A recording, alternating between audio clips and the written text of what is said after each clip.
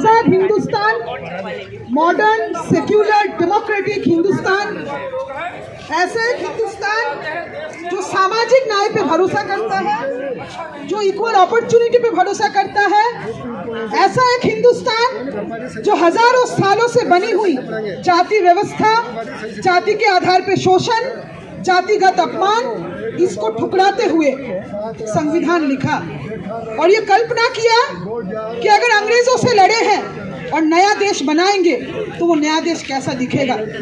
वो देश धर्मनिरपेक्ष देश दिखेगा, वो देश एक इगलिटेरियन देश दिखेगा। उस देश में जाति के आधार पे ऊंच नीच ये नहीं रहेगा, उस देश में आर्थिक स्थितियों के आधार पे ऊंच नीच ये नहीं रहेगा। और ये सपना देखने वालों में जितने लोग थे उनमें से सबसे महत्वपूर्ण शायद बाबा साहेब अम्बेडकर थे।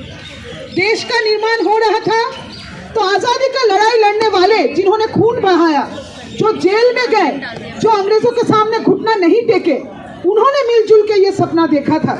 दूसरी तरफ खड़े थे वो लोग जो आज़ादी के आंदोलन के समय ये सोच रहे थे कि अंग्रेजों के साथ तो पंगा नहीं लेंगे, पंगा लेंगे तो मुसलमानों से लेंगे और देश को बनाएंगे, हिंदुस्तान को बनाएंगे ऐसा देश, भारत को बनाएंगे ऐसा देश जिसमें आधुनिकता, जिसमें धर्मनिरपेक्षता, जिसमें समानता, इन मूल्यों का नामो निशान ना रहे। और इसीलिए संसद के अंदर संविधान को लेकर जो बहस चल रही थी, विपक्षी पार्टियों की ओर से रखा गया एजेंडा कि बहस होगी तो संविधान पे होगी और पार्लियामेंट के अंदर होगी। बहसें चली, विपक्षी नेताओं ने बात रखा और बाबा साहेब का नाम आया और क्या आया, क्या खूब आया। बाबा साहेब को क्या याद किया गया?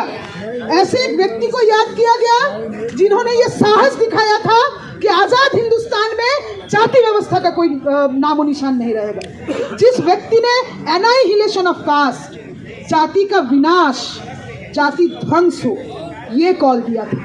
खूब नाम लिया गया बाबा साहेब का। और बैठे हुए थे अमित शाह, बैठे हुए थे आरएसएस के लोग, बैठा हुआ था बीजेपी। मन की बात, खूब मन की बात सुनाया है मोदी जी ने पिछले 10 सालों में।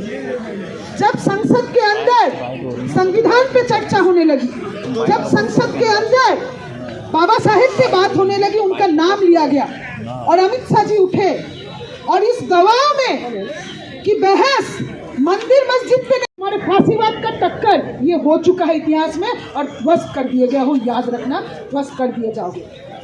आज के समय में संविधान और संविधान के प्रोग्रेसिव वैल्यूज वो बहुत बड़े चैलेंज के सामने है।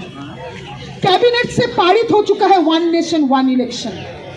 वन नेशन वन इलेक्शन अगर लागू किया जाएगा तो उसी फांसीवादी स्क्रिप्ट के बतौर लागू किया जाएगा।